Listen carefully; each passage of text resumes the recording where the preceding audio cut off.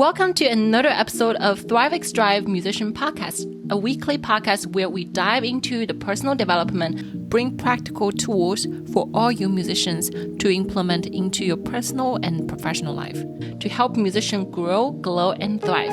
I'm excited to bring you today's guest, talking about being authentic in music making, quarantine teaching experience, how to introduce new music to students, and a lot more. So stay tuned.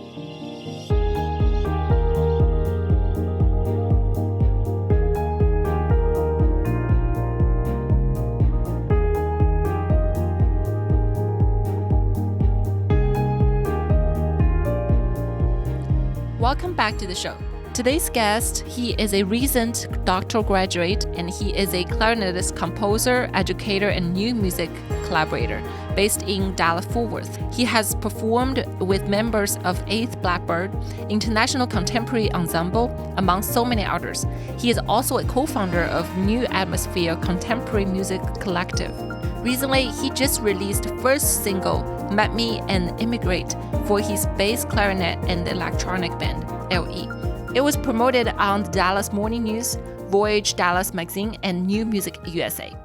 Let's welcome our today's guest, Luke Ellard. Yay! Hope this is okay. Yeah, it's great. Okay, so I'm so happy to have you here. So should I call you Dr. Luke? Oh my gosh, now? please don't. There's so many. I've been told, if you finish your doctor degree soon, now I can finally call you Dr. Amy by my beloved professor. Yeah. That's funny. So I liked you said this, collaboration is what gives music life in your bio. Mm-hmm. And I just remember how we met through, playing that Bartok. Yeah, Bartok contrasts. Yeah. I love that. This always happens with clarinetists, especially music school clarinetists. It's like if you do one thing with us, then everyone's like, oh my gosh, I want to work with you too. And so it's like, whether you like it or not, that piece is like, everyone's like, oh, well, Amy played that. So then everyone asks you. Yeah, so I've been playing at least twice now, and I'm waiting for the third time. And I mean, I still love it. It's just amazing piece. It's hard though. It is very hard. It's so hard. But yeah, let's maybe talk about the new, the new single, the album that you actually just released June 1st, right? Yeah. Yeah, it's this month. Yeah. It seems like the past couple months have been the longest year of my life. I think for all of us, right? Like March alone felt like it was 2 years. But yeah, so I have been working on this album for a really long time, actually. I started about a year and a half, almost 2 years ago, the process of getting back into writing electronic music. I've always been interested in it ever since I was a kid. And so it's always been something I've loved, but I never felt like I was allowed to do because you get in that music school mindset where you're like, well, I have to do my technique stuff and I have to play these pieces because I just have to. And then, outside of that, we're just so busy with life. So I've been working on this for a while. And the entire album itself coming out at the end of this year, it's basically talking about the past 10 years of my life with relationships and just experiences that I've had. I have a track that's about going out with friends to a club and it being really just disoriented by that and being kind of swept up in that. And I'm having collaborators come on and improvise in the song to kind of create that cacophony. I have songs that are about being ghosted. I have a lot of it's about dating. I feel friends said that I'm, I love that. Yeah. I love the personal story behind all these, the music. Yeah. I have, Can you give me a second? Yeah. I think my husband literally just doing a really crazy thing out there and making really big noise. Vacuum cleaner. Oh, yeah. The Roomba thing. Oh. Oh my God, it's so loud. So I try to be quiet, let you talk So as I've gotten older and I've felt like I've been able to express myself musically in so many different ways, creating electronic music and creating this kind of hybrid genre for myself was kind of like a natural process of just my creative life. But yeah, so the entire album coming out this, and it is, on one hand, it's talking about like the past 10 years of my life and dealing with relationships, and just experiences that I've had and ways that I've tried to connect with others, like such as going out to clubs and trying to connect that way, but it just being such a stressor and being just a cacophony, to being ghosted, to all these things. A friend said like I'm the Taylor Swift of clarinet, which I thought was hilarious. Um, That but in a sounds way, very nice, actually. I love yeah, Taylor Swift. I was like, I will 1000% take that as a compliment. But yeah, and so it's all coming from it's really coming from the space of talking about how we try all these ways to connect with each other, and sometimes they're good, and sometimes they're really not healthy for us. And I metaphorically relate that to immigrating to another country. Like I feel like sometimes I to connect, it's like almost as if I'm having to like cross an ocean for someone else or to reach someone else. And so that's why there's the title and the first single that just came out last week. Mm. Yeah. That's a really good background story there. And I think it's inspired a lot of people to do something like that, to actually share the journey. I think it's important to share a journey. That's why I started this podcast, actually. So I think it's perfect for us to talk about more on that. Hmm. Hmm. Um, so you think there is a lot of things, like happening in the relationships. And I think it's for us, I feel like you're really brave to, at least to be able to say that I want to connect. And then maybe there is things that not really as pleasant happens. But would you say that maybe that actually helped you grow in a certain way? Absolutely. Yeah, I turned 31 last December, and I'm really now look back on my entire 20s and see this trajectory of ways that I've tried to be a person that I'm not. How, everything from just my behavior to trying to fit this mold of classical music and how I thought I was supposed to be Mhm. like successful, whatever that means. And that it never led to me feeling joy in my life or contentment. Yeah, and so kind of this way of expressing, it's just, this is something, I'm an expressive person, so for me this is kind of a way that I am giving myself space to do that in my music. I think I feel like we often are told, and this might be just from like performance practice, but I would love to hear your thoughts on this, but it's like we have to check our emotions and feelings at the door so Mm. that so that we can fully embody whatever we're playing. And it's like what the composer said is like Yeah. law, and that's it. And then kind of everything else is like shoved to the side, and we can't feel emotions. We can't kind of do that unless it serves the purpose of solely benefiting like what the composer is doing. And I think in some ways, yeah, it's understandable, but in other ways, I feel like it doesn't allow us to put ourselves in the space, in the context. So yeah, I actually Yeah. was talking about this the other day, taking the reins of our emotional life and allowing that to be a part of our musical growth. That's very, very good. I like it. So yeah, I think sometimes I've been keep telling a lot of my friends, even my therapist, I was like, I feel a lot. Like in the first episode I was talking about my story, I was like, yeah, sometimes I feel a lot. And so how I can actually give up the music that I can express the feelings. But then sometimes, like you said, I do get that. Like, like, oh, I'm playing a Beethoven, I'm playing Mozart, so I have to be that certain way of playing. There's certain expression, there's some feelings that you think it doesn't really fit quite well with the music. And it is definitely difficult to find that fine line right there and still be able to kind of just express yourself. And but yeah, sometimes we do feel a little bit suppressed by the fact that you do have that box. Hmm. And you Hmm. talk about that you don't like to be in the line of the. No, I don't think I ever have been, and I kind of have grappled with this. It's like I've never thought that I have a particularly rebellious personality, but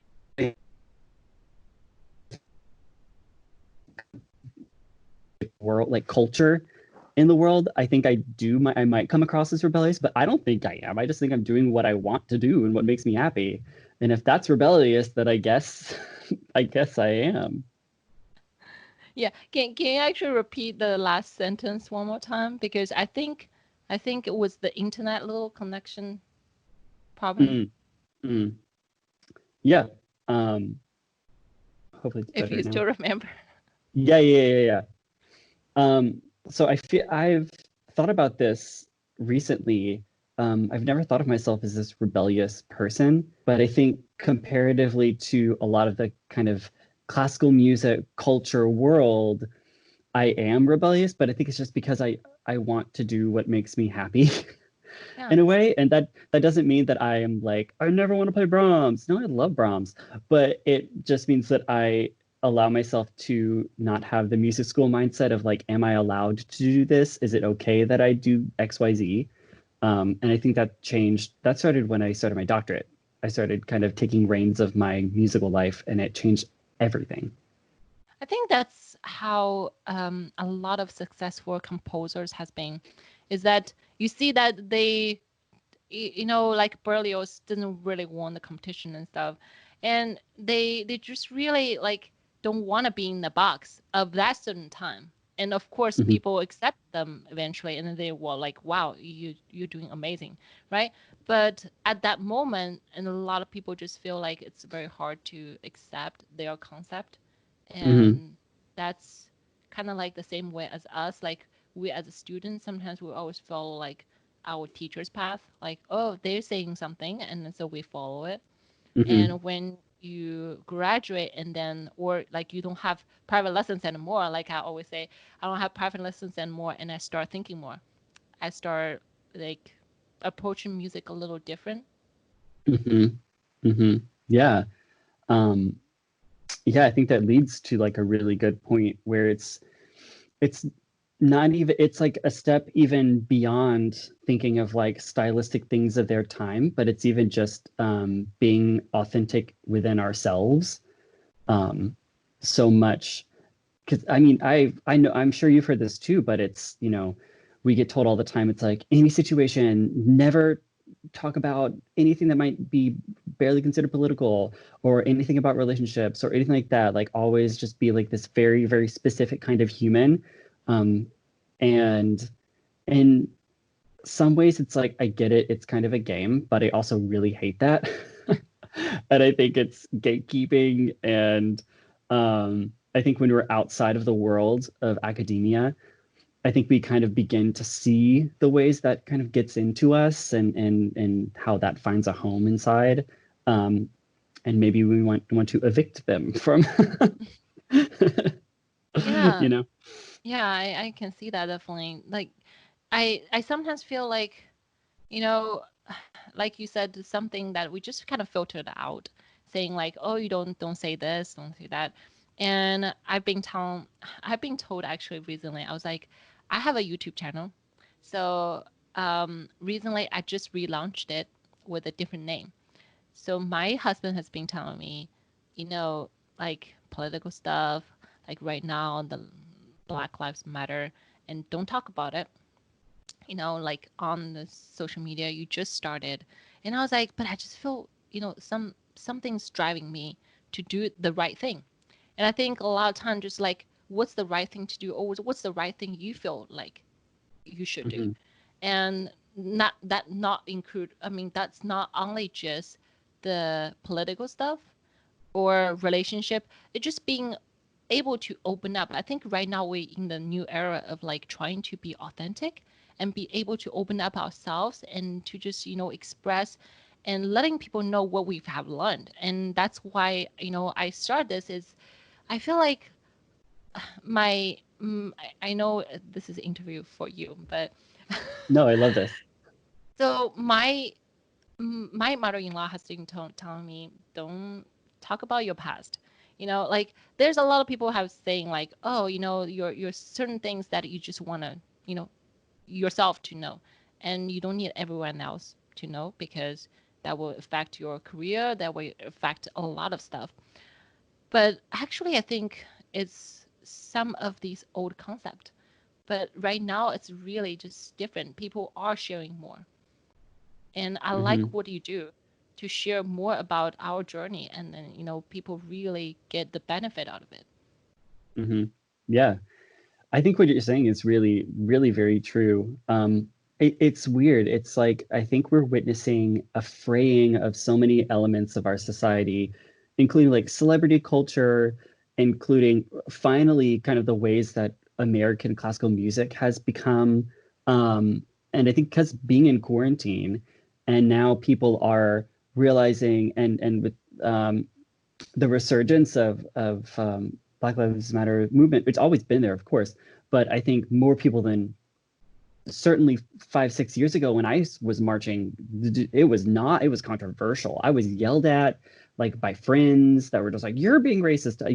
It's like the whole thing is different, but I think all these things have now shown us that there's this hierarchy of needs within the world and within ourselves. And sometimes sometimes the systems that are in place, such as like the classical music world, doesn't necessarily supersede any of those. It's like it's not more important than some of the other things. Like some things are more important than that, and there's a way that we can navigate that space. Yeah, so I think the point you're making is really, really powerful. Thank you. Okay, maybe let's just jump into the little intermission and let's listen to a little bit of Luke Ellard's new music. Which one's better? Emigrate? Emigrate. Yeah, Emigrate. you can find it on Spotify and Bandcamp.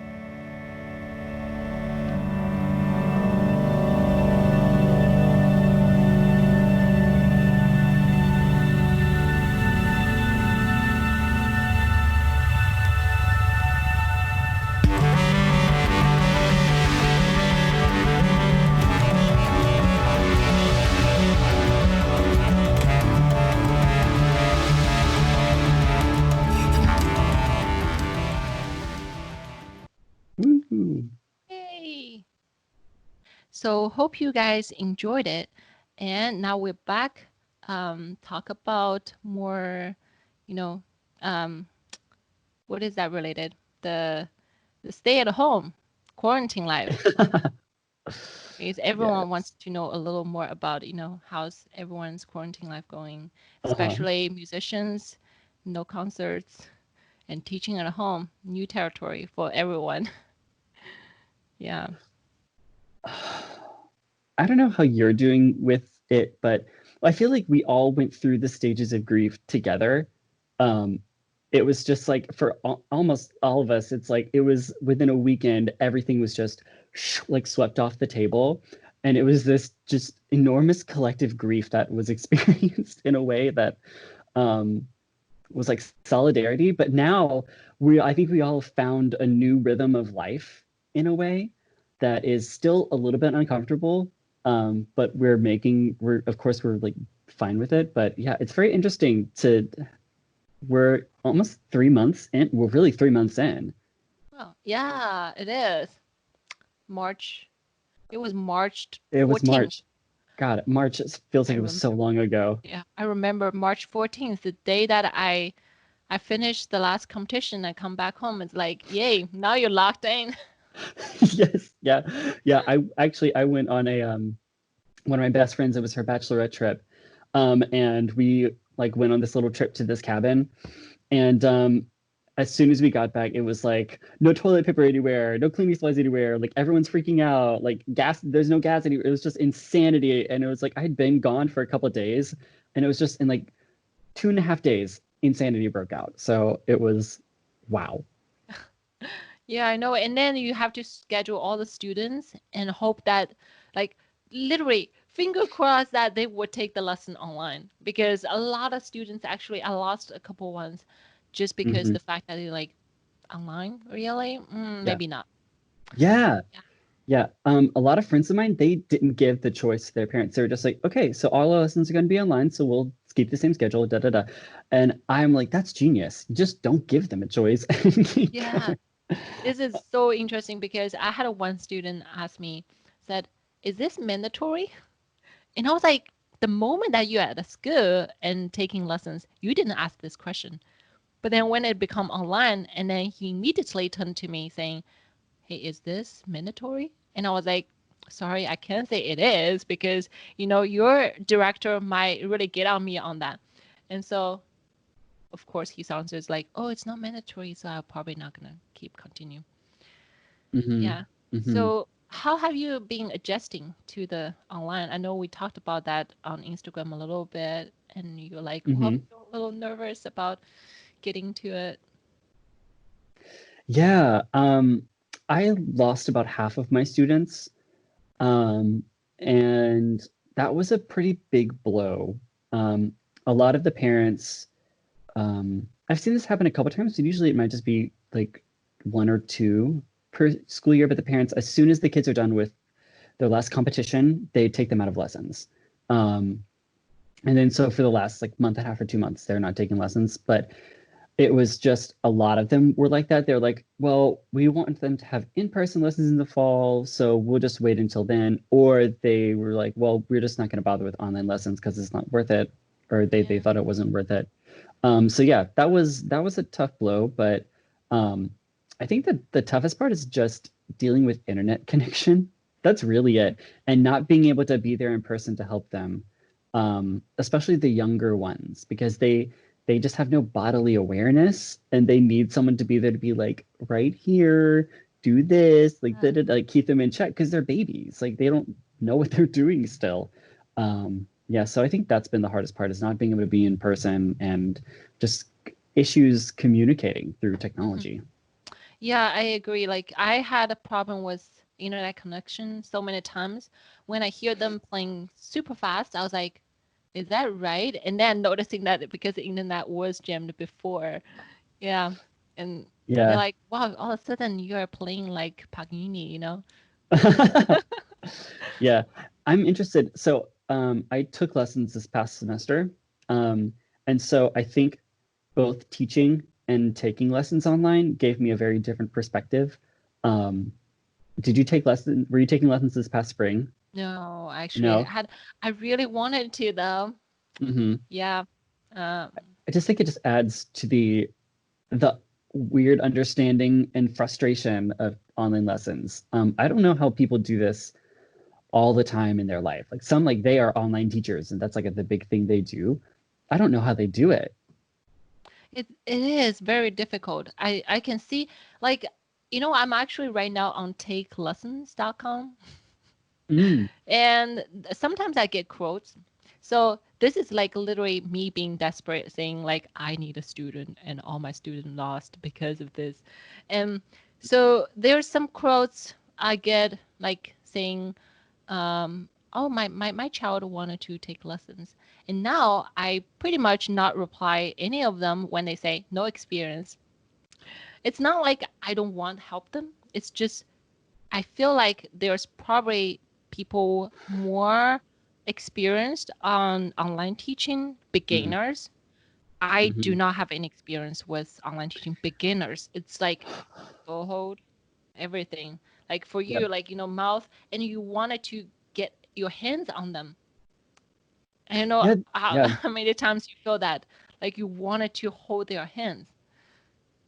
Yes. I'm actually starting. So I started a beginner student this past week, and she has some stuff that we're kind of working with different ways that she learns than my other students, and it's been incredibly difficult trying to teach her, like just keeping the mouthpiece in her mouth, which like you think makes sense, but it's just like and it comes out, and it's just like, okay, let's keep it there. Like, can you copy me? And so we play a lot of like the copy game. Can you like do exactly what I'm doing? And I try to make it as like much of a game as possible.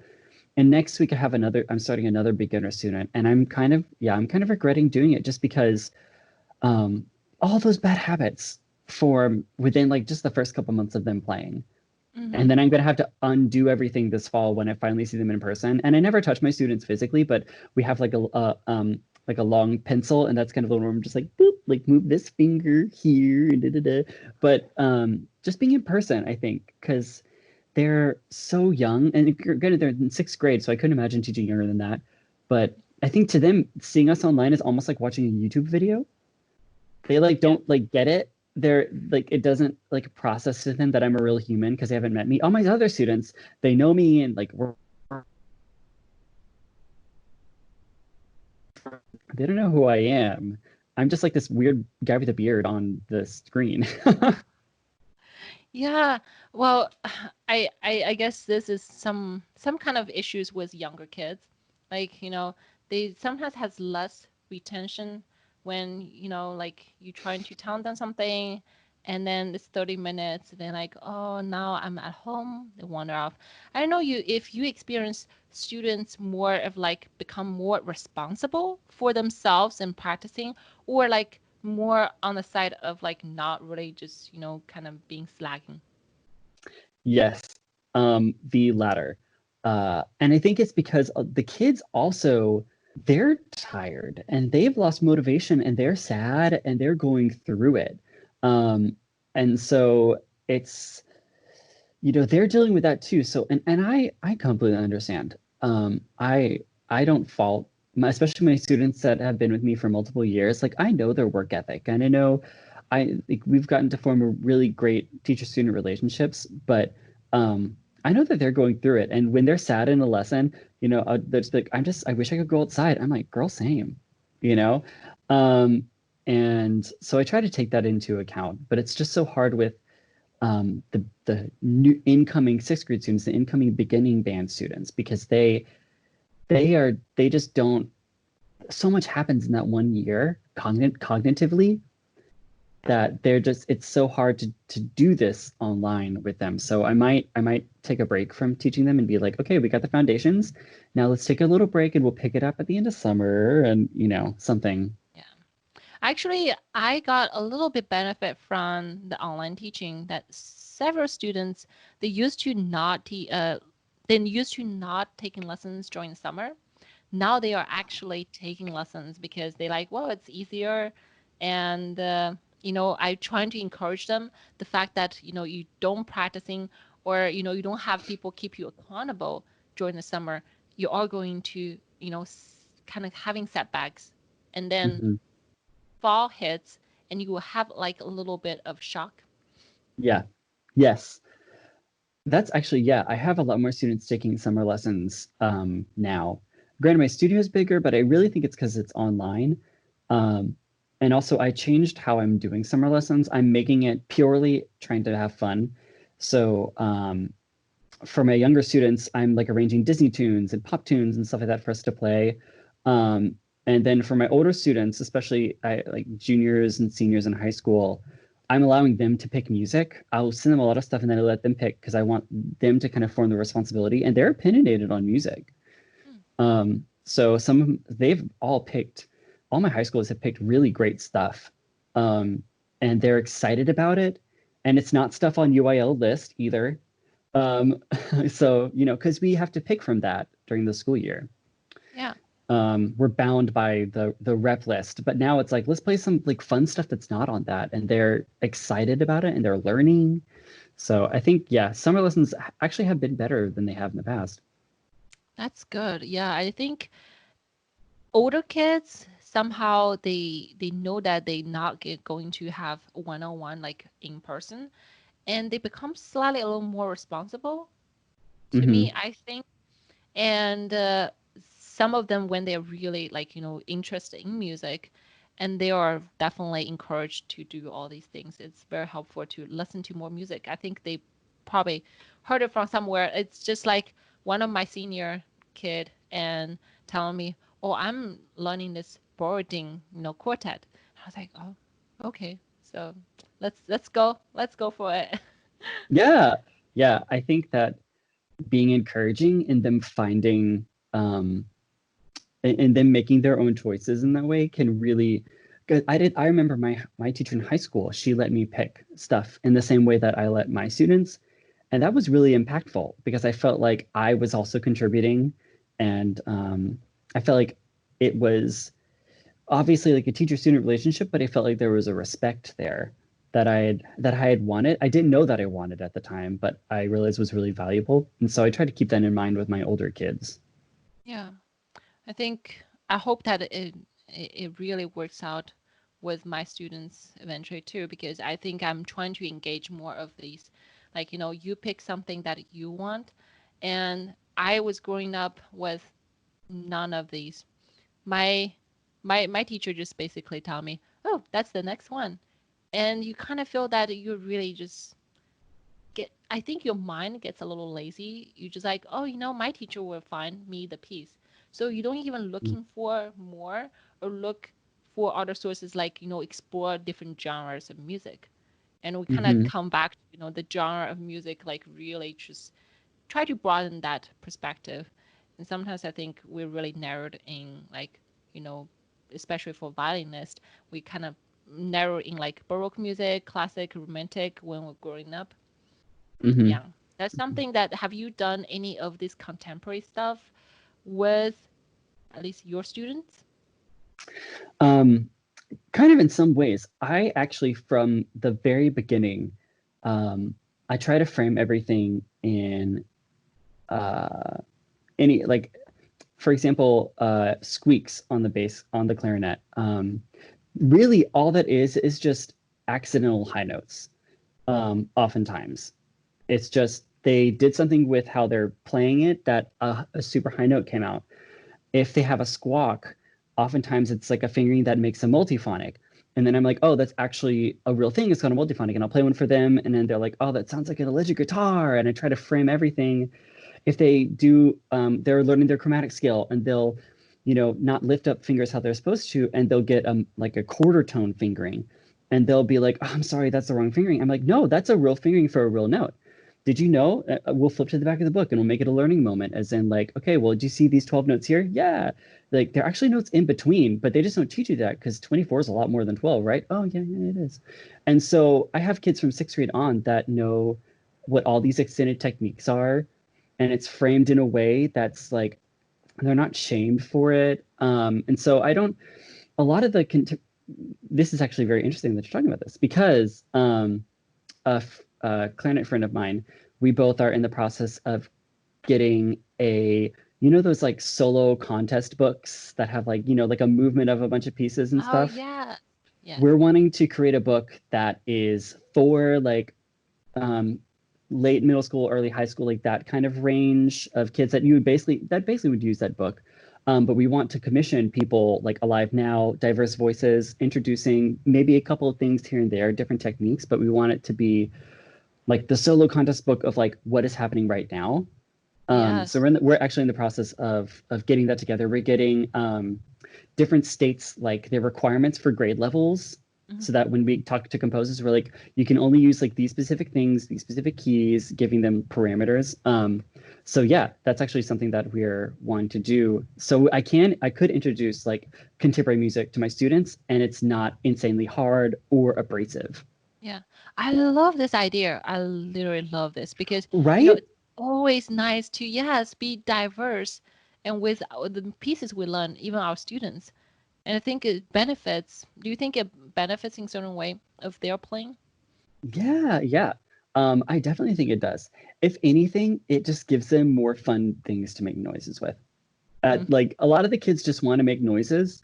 Um, for even my eighth graders, they just want to make sounds. But I think it helps. I feel like if I have one of my big goals for what I want to do is I want to make sure that eventually one day there's not really people that are specializing in like contemporary stuff. It's just a part of what we do. I would love for my title as like a contemporary musician to be extinct because there's no need to, because just everyone is just a part of our learning process. And I think that starts with introducing this stuff early on so that Yeah. you don't, because like for me, I was composing when I was in high school, but like the music curriculum in undergrad was like blah blah blah, and then you get to the 20th century and suddenly it's like the most abrasive serialist thing and everyone hates it, and so everyone's just like, oh, I hate contemporary music. Granted, it's 100 years old, but they're still like, I hate contemporary music. And I'm like, wait, there's something wrong here with this situation. That's why I was I had an interview the other day and I was talking about how my first year at UNT I heard some violinists being like, Shostakovich is just way too contemporary for me, and I was like, excuse me. Yeah, and then I've heard clarinetists be like, I love new music. Stravinsky's Three Pieces is like, it's one of my favorites. And I'm like, that's over 100 years old. Yeah, that's still old, actually. When they say Shostakovich is too contemporary, I'm like, oh, what about all these, Ligeti or Babbitt, like there's nowhere to go then. Yeah.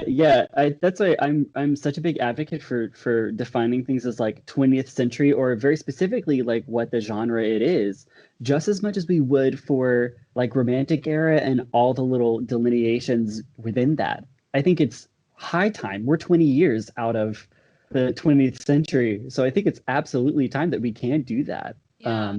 Because it just helps us kind of ground ourselves where we are in history and music, you know? Yeah, it is. And, like back then, like Stravinsky, stuff like that, they think it's really, really new. And then people are hard to really accept.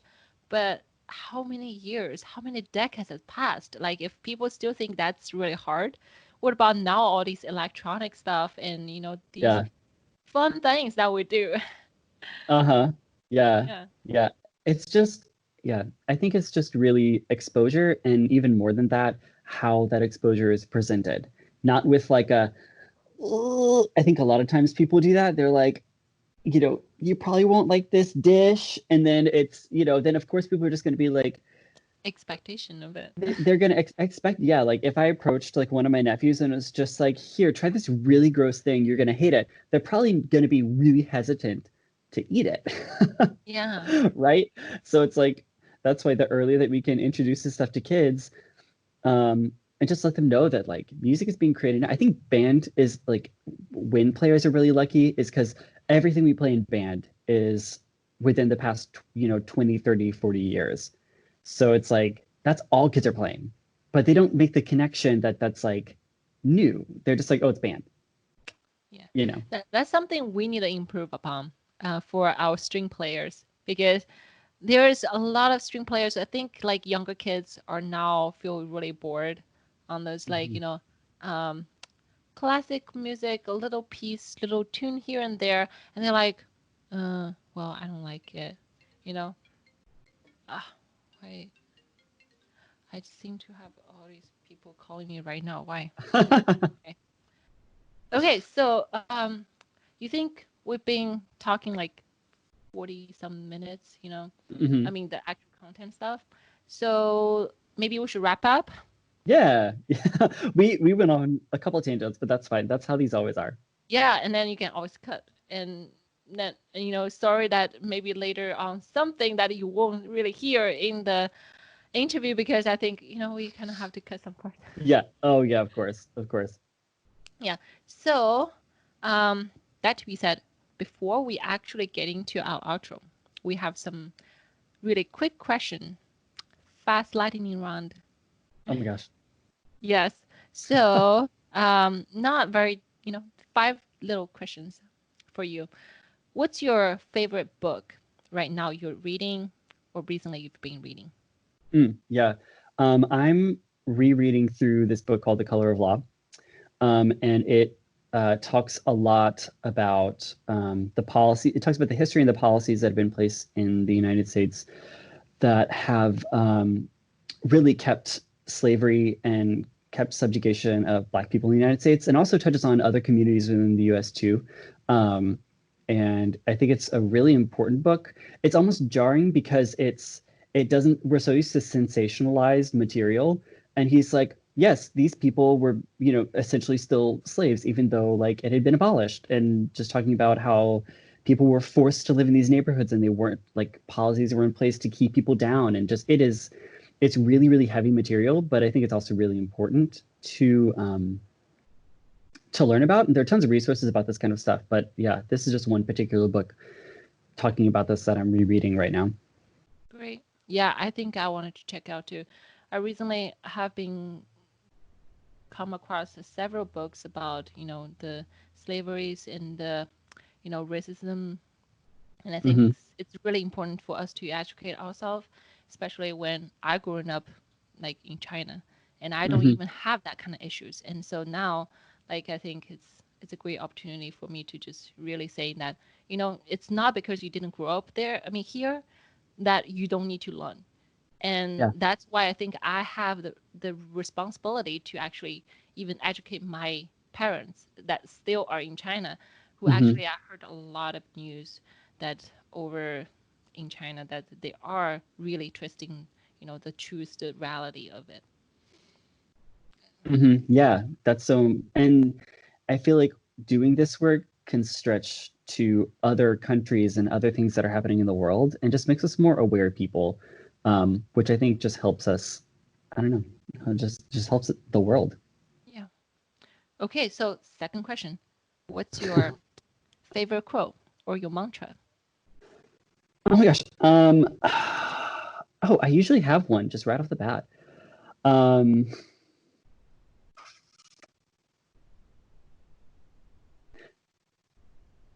oh, well, it's not a favorite one, but it's one that I um think about. It's work hard and don't be a dick. I like that. We can change it. So the quote is work hard and don't be a jerk. Because Yeah. being kindness is, they say that kindness is free, but sometimes it's not. Sometimes kindness comes with a price. But kindness is always the right choice. And when we're trying to be good stewards of our craft and our gifts and things in our life, then that opens up doors for us to bless other people.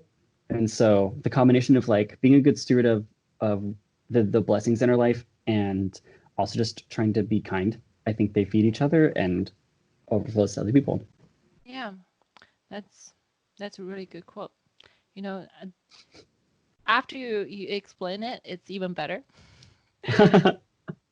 And I do think like, one of my mantra, yeah, it's definitely be inspired and be kind. And Yeah. sometimes we tend to, being carried away with our little ego voices and think that, we work hard and then we kind of not really be as kind as we should be. That's something that to keep in mind. Mm-hmm. Mm-hmm. Yeah. Facts. Now, the next one would be, what's your favorite piece of music that you're playing right now? That I'm playing right now. Um, Or maybe recently you played. well, ooh, I don't know if this counts, but literally my favorite thing that I'm playing right now is I'm creating all of the performance versions of tracks from my album. And so that's really what I love doing right now is playing through them and working on them. That's kind of a cop out, but also it is true. Because Yeah. outside of that, I'm just doing like technique work and kind of upkeep. Yeah. That I mean that's a great, promotion right there. People should check it out, right? I think you have to love your music and that you composed and to be able to actually really enjoy, let other people to enjoy. It's just fun. Yeah. Okay, so the next one is, what's your favorite what's your favorite dish right now? It's a really Ooh. weird question, but we all eat. So No, it's not weird at all. I've been making kind of a vegan red beans and rice. And found this really great. It's like Italian sausage, just kind of vegan Italian sausage, and it's really good. But I just put a ton of seasonings on there. I used to make it and it would take like all day, but now it just is kind of whip it together. But it like tastes so good and it stores really well. So that's a favorite right now. that's nice. I Mhm. I used to be vegan, and Oh, really? then yeah, I changed my my I'm philosophy right there, beliefs, I guess. I'm flexitarian, so I Yeah. sometimes I will eat meat, sometimes I don't. It just Mhm. depends. Yeah, some vegan stuff actually are really cool. Yeah. Yeah. So I like that. You want to know mine? Yeah. Yeah, I've been making my sourdough bread. Oh my So gosh, I was gonna talk to you about that. I was like, I feel like I saw you making sourdough bread, and then literally everyone in the world was making sourdough. It's like you're the trendsetter. really, no, I It probably looks so just good. I was one of that, follower on the trend. Uh-huh. So yeah, I made that 2 loaves yesterday. I mean, 2 days ago actually, when I just had an interview with a girl that who makes all the sourdoughs and dishes, and she has a Hangul musician. Yeah. Yeah, so she's my first interviewer. Oh my gosh. And we talked about, yeah, of course, food. And so I told her, I said, I made 2 loaves that Mhm. day. And yeah, I've been loving that avocado toast, avocado Oh my egg gosh. toast. It's, yeah, Ah, great. that sounds so good. Okay, so the last question, it's a little bit deeper. So the last question, one thing you think the listener can take away from you today? Um, I think the main thing is to always check in with yourself and you what makes you happy and fulfilled. And this sounds so like Oprah, but it's so true to self-reflect. And I think we have time right now that we can, for musicians out there, really think about what energizes you, what makes you happy in music, and embrace the fact that it might not align with what you think you should be doing. So follow your gut. Great. You know, and this is really good mantra for me. I think I've been trying to do that too. Really follow my gut, what I think is right to do. And sometimes it's not really just, music, but sometimes it's not just classical music. Mm-hmm. Mm-hmm. Yeah. But we have to think about this. It's not too opera. That's what this channel is about. This whole Yeah. entire podcast is about. It's personal Yeah. development. Yeah. Yeah. Really find your happiness and really thriving on it. And Mm-hmm. think sometimes we being too harsh on ourselves, or sometimes we feel like we have to follow a certain way of being who we are, and we kind of lost a little bit. Yeah. I think when we I I think there's so much cognitive dissonance we feel. I talk about this a lot, that I like spend so much time trying to fit into the expectations around us, um, that internally that's not what our heart is wanting and going for, that it creates so much anxiety and strife within ourselves. It's like when we're able to listen to that voice and listen to our needs and wants, and what excites us in what we do, and go for that, we see the benefits of it so quickly. Yeah, I agree. There's so much power in that. Yeah, if we want to grow, definitely we have to embrace that. Mm-hmm. It's awesome. So I want to just thank you here for coming to our show today and really provide so much of insights and let us to really be inspired. Yay! Thank you for having me. Welcome. So let's see what I have to say on the outro. um, okay. Oh, yeah. One thing. So how can the listener get connected with you and find you on social media stuff? I am incredibly internet. If you Google Luke Ellard, you'll find my website. I'm on Twitter. I'm on Instagram. I'm on Bandcamp. I'm on Spotify. Add me on Facebook. Add me on Nintendo profile. Add me. No, but yeah, I'm all over the place. So lukeellard.com has links to all the things, and Luke Ellard on Twitter. Nice. Okay, so you guys know how to find him, and go check out his new album and Mhm. download and share it. Yeah. Hey.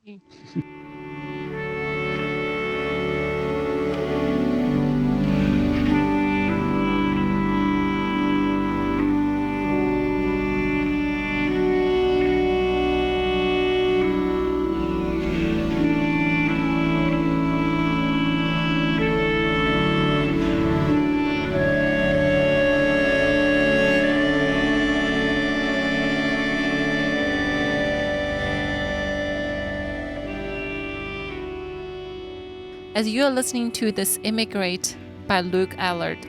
I hope you really found today's episode interesting and useful. And I'd like to thank our guest Luke again for joining us today.